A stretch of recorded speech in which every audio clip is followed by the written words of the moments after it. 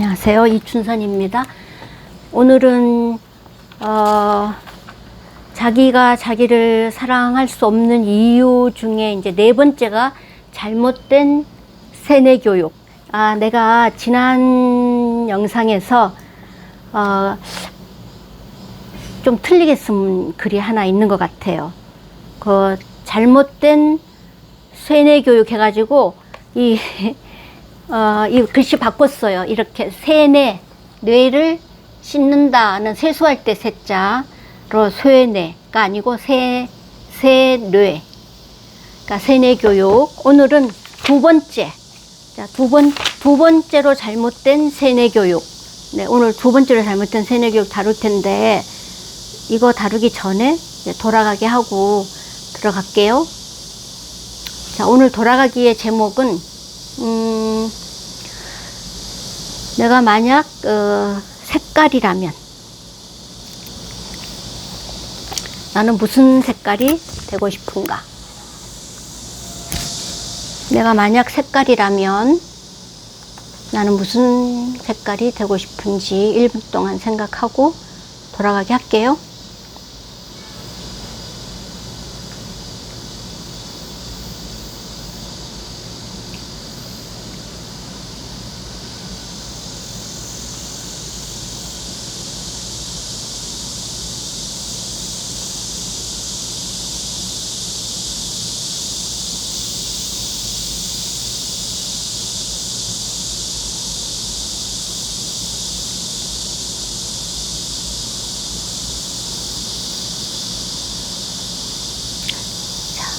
시작할게요.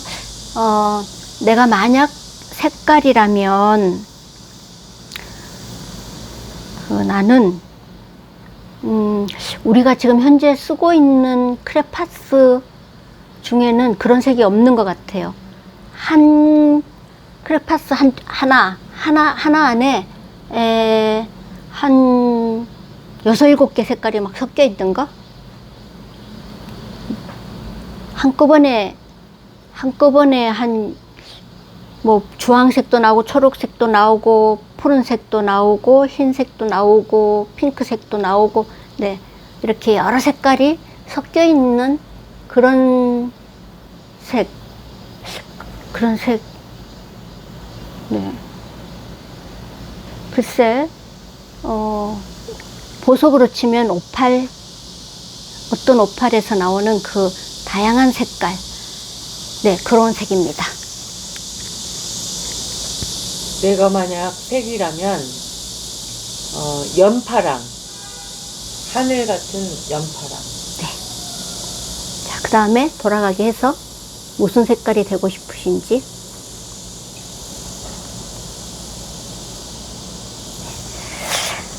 자, 오늘 두 번째로 잘못된 세뇌 교육. 그러니까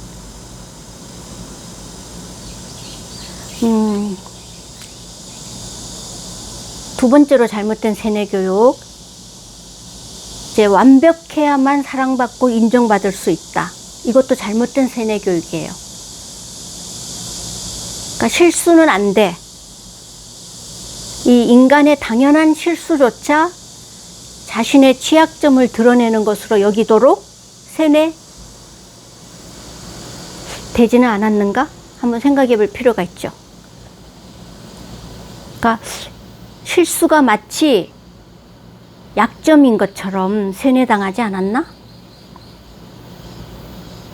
그러니까 이제 바로 첫 문장에서 읽었던 그런 이제 완벽하지 않으면 나는 사랑을 못 받는다. 그러니까 너가 잘하고 완벽할 때, 완벽이라는 기준이 이제 그 세운 사람의 기준이겠죠? 그래야만 이쁨 받고 사랑받는다. 요거 세뇌됐잖아요. 틀리면 안 돼. 틀리는 것은 좋지 않은 것이야. 뭐 이런 생각이 들도록 세뇌? 당해오지 않았나?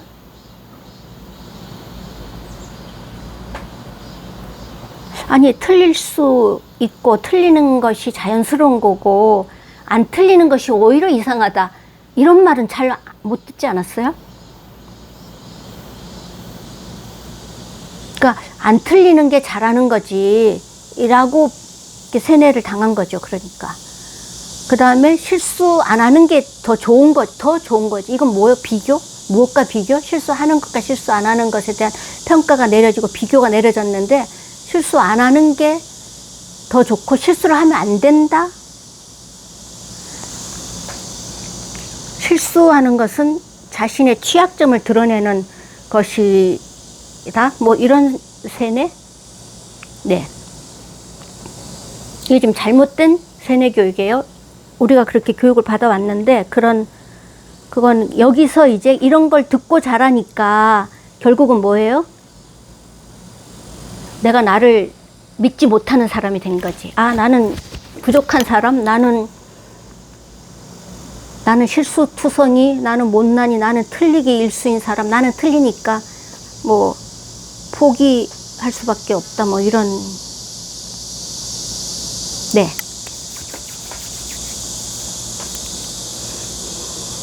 자, 잘못된 세뇌교육 두 번째. 한마디 붙인다면? 실수를 용납하지 않는다는 게 참 무서운 것 같아요.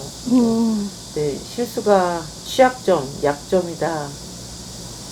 이게 더 많이 들어온 얘기긴 하니까. 근데 이제 그러면은 진짜 너무 숨막히면서 사실은 이게 굉장히 힘든 삶이 되는 거죠. 실수 없이 약점을 안 드러내.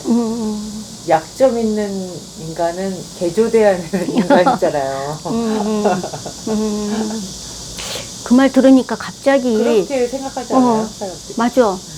그래서 갑자기 영화에 보면 실수 없는 주인공들이 많이 나오지 않아, 혹시? 무슨 뭐 실수나 실패 없이 문제를 막 거의 해결해 주는 그런 그 슈퍼 파워를 가진 이 캐릭터들이 많이 등장하는 게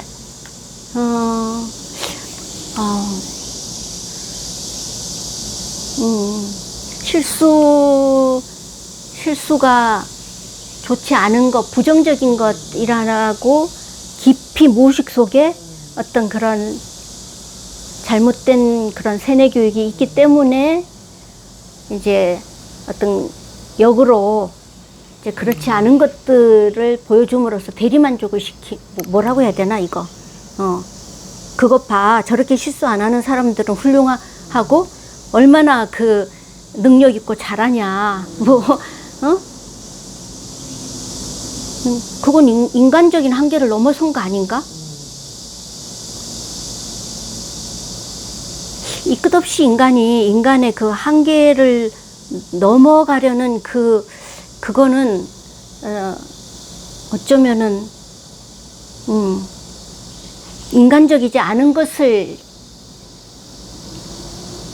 욕망하는 거인데, 거기서 빚어지는 많은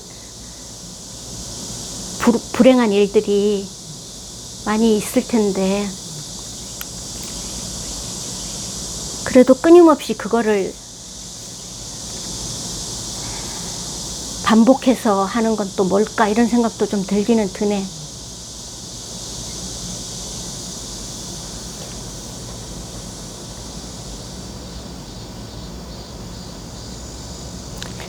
자신의 그 취약한 점을 드러내지 않는 게 얼마나 힘들겠냐. 그게 참 마음에 와 닿는다. 힘든 삶.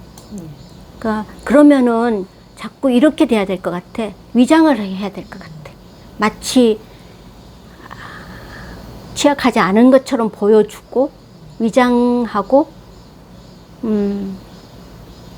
겉에 포장을 다르게 해야 되고,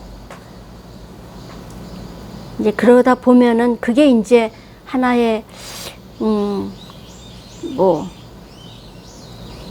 어쩔 수 없이 그렇게 내몰리는 삶을 사는 사람들한테는 그게 하나의 성격으로 자리 잡을 수도 있겠네. 그러니까 이제 심리학적으로서는 이제 가면을 여러 개 써서 살아야 되고, 아니면 다중인격자가 될 수도 있겠고, 자기와 자기 유체 이탈된 상태로 가지 않으면 안 되는 어떤 그 뭐 그런 상태로도 또 내몰릴 수도 있겠고, 이게 다 지금 인간의 한계, 약점, 응? 그냥 있는 모습 그대로를 못 받아들여 주는 데서 오는 부작용인 것 같아. 그지?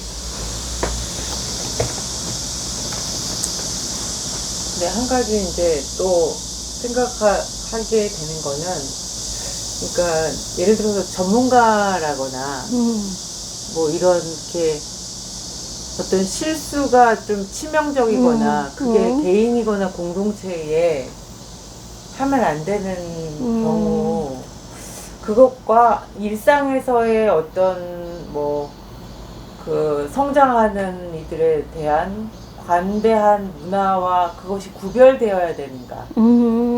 이런 질문은 또 들고, 이것이 그러니까 실수를 인정하면 완벽을, 근데 비즈니스라든지 뭐 과학 연구라든지 예를 들어서 이런 데서는 완벽을 기하기 위해 굉장히 애를 쓰거든요. 그렇지.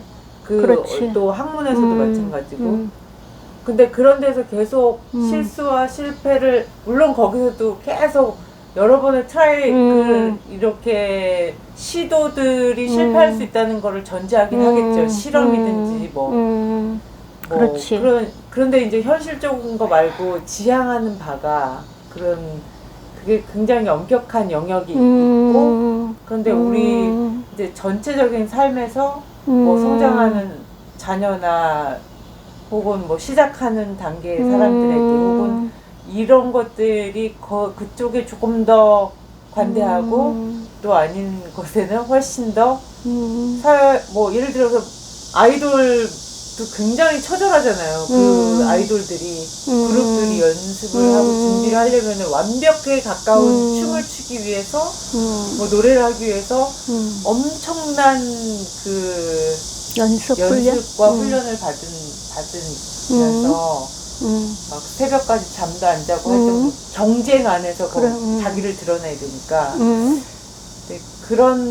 그런 데서 이런 삶의 문화적인 차원과 어떤 조금 더 그런 것들이 구분이 되어야 되는지 그런 생각도 좀 들고 그래요. 그 지금 이야기하는 그 부분은 분명히 구분이 돼야 될 부분인 것 같은데, 왜냐하면 단어는 지금 실수, 실패 이런 단어가 똑같이 쓰일 수는 있는데 그 무게가 다른 것 같아. 그리고 대하는 반응이 좀 달라지고 거기에서 가는 책임이 달라질 것 같아. 그러니까 지금 전문가나 어떤 전문적인 영역, 그러면서 거기서 뭐 예를 들어는 이제 그런 이제 정말 성과를 내야 되는 그런 일들. 그리고 이제 정말 그 하나의 그 실수로 인해서 엄청난 피해를 갖고 올 수 있는 직업에 있거나, 그러니까는 뭐 예를 들면 뭐 인공위성을 지금 쏘는데 뭐 하나 저 나사를 좀 완전히 안 끼움으로 말미암아서 가져올 수 있는 그 막대한 그거는 책임을 물어야 될 것 같아. 그럴 때는 그건 실수가 용납이 잘 안 되는 그런 실수는 안 되도록, 그러니까 2중, 3중의 어떤 검증 과정을 다 구조적으로도 해야 될 필요도 있을 것 같고, 왜냐하면 한 사람에게 모든 걸 다 하면서 완벽을 기대하는 그 구조 자체가 조금 무리수 아닐까? 이런 생각이 좀 들어서, 그 정도로 완벽해야 되는 어떤 실수가 없어야 되는 영역은 검증 절차가 아마 3차, 4차로 가면서 구조적으로 실패가 안 일어나도록 하는 것도 공동 책임의 영역 속에서, 아니면은 노하우 한 사람한테 맡겼더니 그런 일이 자주 벌어지더라 했을 때 이제 두 사람이 같이 검증을 하도록 하는 뭐 제도적인 게 많이 됐을 것 같고, 그 다음에 연구 같은 경우도 연구를 했는데 아차 잘못해서 뭔가를 이렇게 실수해서 엄청난 바이러스가 만약에 퍼졌다. 어마어마한 지금 막대한 이제 그 악영향이 지금 오는 이 순간에 그런 게 그렇게 철저하게 그런 실수를 못 잡아내도록 되어 있는 환경과 구조, 이것도 책임을 져야 되고, 어떤 그 당사자는 물론이고, 하여튼, 거기에는 막대한 책임이 따른다는 생각이 들어. 그런데, 아까 이야기했듯이, 어린이나 청소년한테는 어린이와 청소년이 저지르는 실수와 실패 관대해야 돼, 반대로. 이게 지금, 만약에 이제 내가 나를 사랑하는, 이제, 자기 사랑이 있는 사람이다. 이 자기 사랑이 있는 사람의 특징이 뭐냐? 어린이와 청소년의 실수와 실패에 관대하다. 이게 특징 중에 하나거든. 상당히 지금 좀 실수와 실패에 대한 지금 들어가는 접근이 지금 상당히 다르고 좀 차이도 있고 좀 그런 것 같아 지금. 그래서 이 실수와 실패도 너무 어릴 때, 이제 아장아장 걷는 애한테 아니면 이제 막 기저귀 뛴 애한테 막 오줌 왜 쌌냐, 여기다 똥 왜 쌌냐 하면서 책임을 묻는다? 너 실수했어 하면서 하지? 얘 자꾸 실수할 거야, 이제. 이건 뭐냐?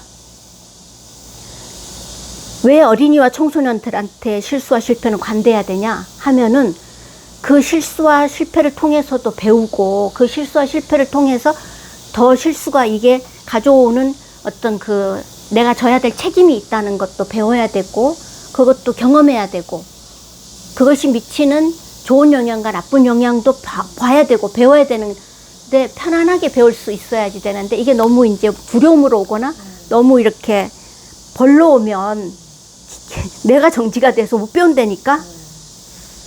배울 수가 없다니까? 나는 실수를 안 해야 되는데, 똑같은 실수를 계속 반복해서 하는 사람이 돼. 왜? 무서우니까, 두려우니까. 몸이 말을 안 들으니까. 그러니까 그런 어떤 부분에서의 이 실수와 이런 실패는 특히 어린이와 청소년한테는 관대해야 된다. 근데 여기 지금 이 잘못된 세뇌 교육은 지금 어린이 청소년들한테 특히 실수는 안 돼. 너 틀리면 안 돼. 이거 그때 다 세뇌를 많이 시키잖아. 그럴 때. 어른들한테는 이런 말 잘 안 쓸걸? 누가 실수하면 자기 혼자 생각하든가 아니면 어떤 절차를 밟든가 하지, 실수하면 안 돼요, 안 돼 하면서 이렇게 손가락질 하지는 막 그러면서 교육을 시키지는 않을 거 아니야. 그런가? 잘리죠, 회사에서. 지금 또 이게 연결해서 과학자라든지 어쨌든 어떤 높은 지위에 있는 사람이든지 이 사람들이 어렸을 때 이렇게 굉장히 막 처벌에 의해서 움직여야 실수를 용납되지 않는 사람으로 이제 어렸을 때 자라면서 그런 전문인이 된 그런 굉장히 어떤 전문성과 성과를 요구하는 책임 무거운 자리에 있는 사람이 돼 있다. 그 다음에 또 그것과 반대에 자유롭고 그렇게 실수가 용인되고 관대한 그런 가정이나 문화에서 자란 사람이 그런 이제 높은 자리나 책임 있는 자리에 갔을 때에 그것이 다르다는 말씀인 거죠. 지금 그 말을 들으니까 그게 아마 어쩌면은 그것도 지금 케이스 바이 케이스라고 봐야 되나 하는 생각이 약간 드는데, 일반적으로 봤을 때는 질문에서 그렇게 봐야 되냐 했을 때에 아마도 나는 책임이 뭔지, 자유가 뭔지, 이 여기서 나오는 결과가 어떤 것인지에 대한 그런 것을 자기 힘으로 이렇게 내다볼 수 있고, 예측할 수 있고, 측량할 수 있는 어떤 능력이 충분히 키워진 사람, 그리고 항상 변수라는 게 있잖아. 어떤 그런 일각의 그런 변화도 없는 어떤 그런 것이 아니라, 이 사람이 사는 세상이나 어떤 연구실 안에도 습도의 차이, 물의 온도의 차이에 따라서 변화가 있을 수 있는, 그런데 즉각적으로 자기 판단을 해야 되는 그런 순간이 나한테 요구되는 순간이 올 수도 있잖아. 아마 이런 여러 가지에서 순발력과 어떤 그런 즉흥적인 어떤 판단력과 어떤 이런 역량들을 더 많이 갖고 이때 내가 어떤 기준에서 어떻게 내려야 되는가 하는 그 기준이 또 이제 그런 이제 이런 뭐라고 할까 뭐 인류의 박애준 정신 뭐 어디에 기초하고 있냐에 따라서도 또 이게 내 이기적인 욕심으로 가는 사람이 아니라 이게 뭐 홍익인간적인 어떤 그런 그 마인드를 갖고 있는 사람이 순간적으로 내려야 되는 판단 뭐 그런 것들도 지금 아주 미묘하지만 다 차이는 있을 것 같아. 이제 그래서 그런 어떤 그 창의적이고 좀 더 그런 순발력이 있으면서도 좋은 판단을 내려야 되는 어떤 이러한 데는 정말 뭔가 좀 영향을 미치는 게 있지 않을까 하는 생각이 드는데 만약에 이제 이런 실수 없이 무슨 일을 해야 된다 하는 일에 환경이 다른 지금 이야기한 그런 이제 케이스에 두 사람이 왔다 했을 때 만약에 그 일만 전문적으로 요거 하나만 요구했을 때 완벽하게 해내라 했을 때는 구분하기가 힘들 것 같아. 거기서는 뭔가가 차이가 별로 안 날 것 같고 오히려 그렇게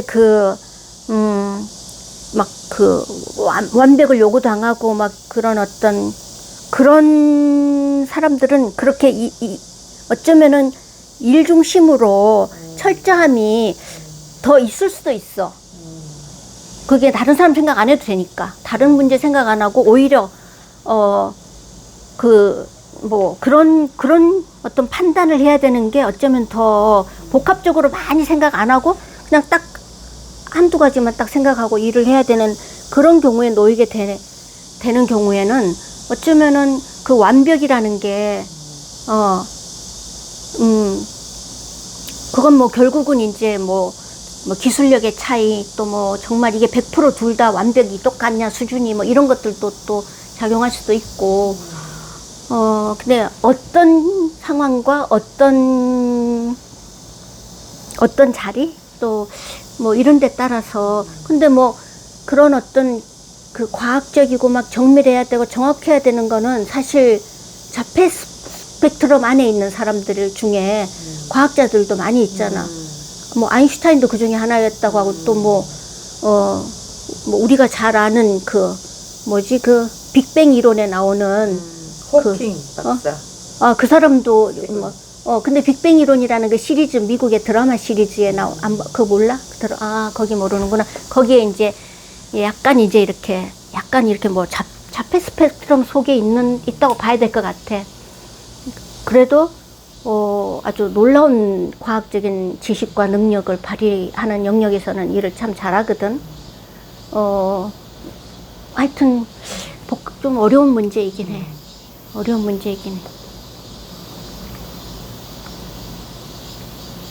너무 멀리 갔나요? 너무 어쨌든 이것이 자기를 사랑하는 삶에 미치는 영향이 이게 어렸을 때부터 자기가 이제 나이가 많은 사람이 되면서 이게 어떻게 자기한테 적용이 되나 이제 이것까지 생각을 해봤을 때 그 삶의 영역에서 어떻게 이게 다르게 또 다르게 다각도로 봐야 되는가에 대한 생각을 하는 차원에서 질문을 드렸어요. 일단 생각하는 기준점이 자기가 자기 자신에게 만족하는가? 만족하는 삶을 사는가? 자기는 자기 삶이 행복하다고 생각하는가? 아니면 자기는 자기를 믿는가? 믿는 사람인가? 뭐 과학적으로 일하는 능력을 따지는 게 아니라 지금 그런 어떤 실수 없는 삶을 두 사람이 똑같이 할 수는 있어. 그런데 어떤 사람이 지금 더 자기 자신을 믿으면서 자기 삶의 행복을 느끼면서 만족하면서 자기의 약점과 장점을 모두 받아들이고 자기가 어떤 삶을 살고 있는지 인식하면서 살고 있냐 아니냐의 차이에서 나는 자기 사랑이 있냐 없냐, 그 다음에 자기 사랑하는 사람의 삶이냐 아니냐, 뭐 요런 거를 생각해 볼 수 있지 않을까? 그런데 대체로 자기 사랑이 있는 사람이 실수나 실패를 더 잘 받아들이고 실수나 실패를 두려워하지 않고 실수나 실패를 하더라도 아 괜찮아 다음에 나 여기서 배우고 다음에 실패 안 하면 돼 다음에 실수 안 하면 돼 하고 안 하는 쪽으로 나가기가 훨씬 더 쉽다. 이게 포인트다. 이렇게 정리를 할 수 있을 것 같아. 감사합니다.